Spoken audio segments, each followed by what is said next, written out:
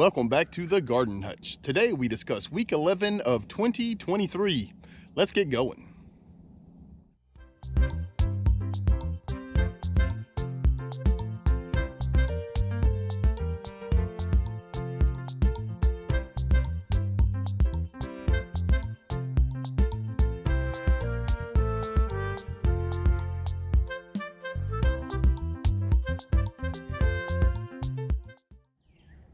So week 11 was the last full week of winter, and boy did it show, right? February was stupid warm most of the time. Here we get into late March and we get this stupid cold snap come through. Early part of the week was great, right? It was nice and warm. We got about an inch of rain. Everything was going great.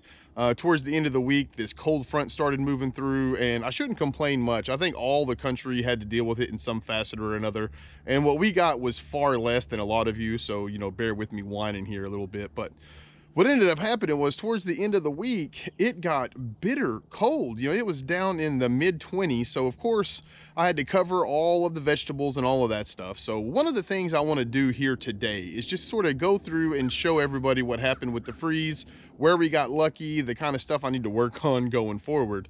And then I think on Wednesday of this week, for those of you who subscribe to the channel, I'm going to do sort of a reset for spring since spring starts this upcoming week. I think it's a good place to kind of stop, reset, kind of pick up, where we're at right now and what we're going to do moving forward. So let's just go real fast here through the old garden. There's not a whole lot to show, but one thing I did want to say is it's not very often that I'm excited that plants haven't come up.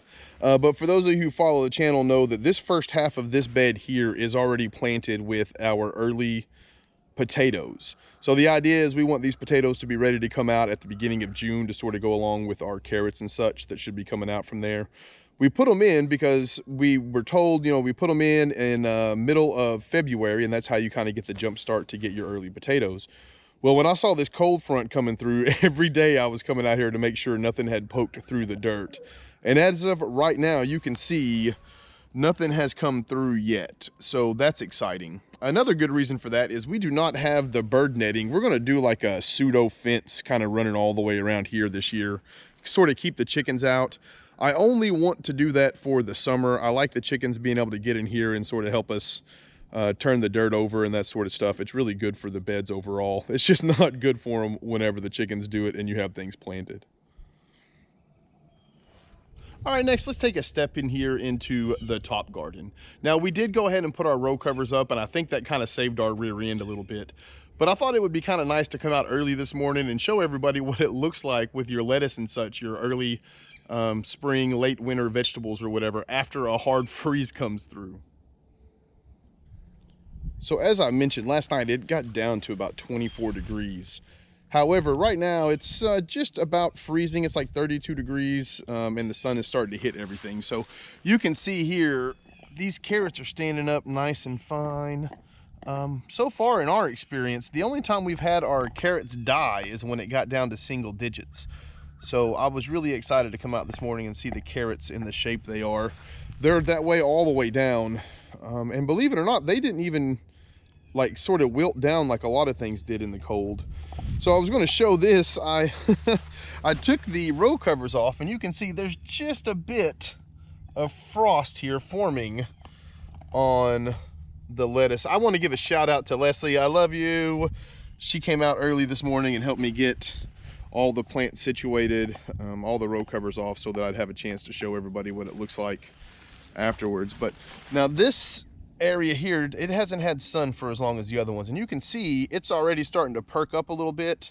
The radishes are doing great, but you can tell it's not its normal self, right? So the row covers helped out a lot, but the funny part is as soon as we took them off, it started getting these little crystals on them.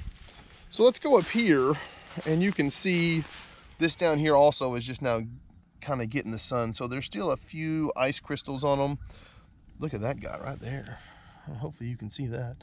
He got a lot of them, but it's just amazing to me how resilient these plants can be, right? We look at this, and like if these were tomato plants, these guys would be done. Pepper plants, eggplant, any of that stuff, there's no way they would survive.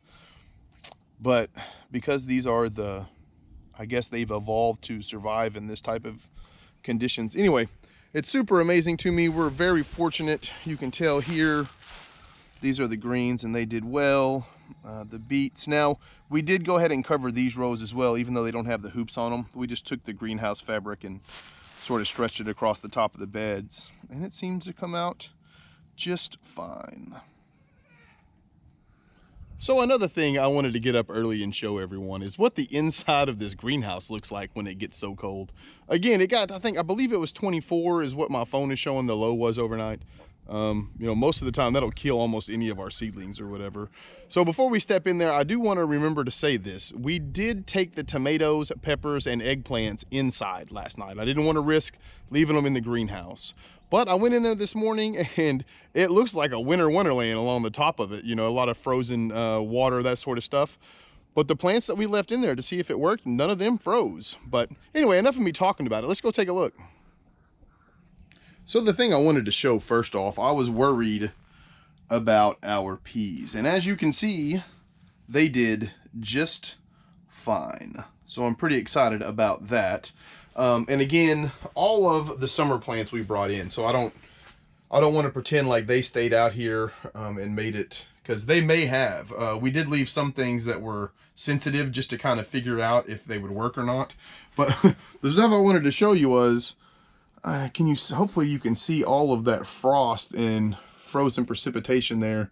It's hard to see against the actual greenhouse panels, but I couldn't believe it. I came in here and this was the first thing I saw were these ice crystals everywhere, and I thought for sure all the plants in here were dead.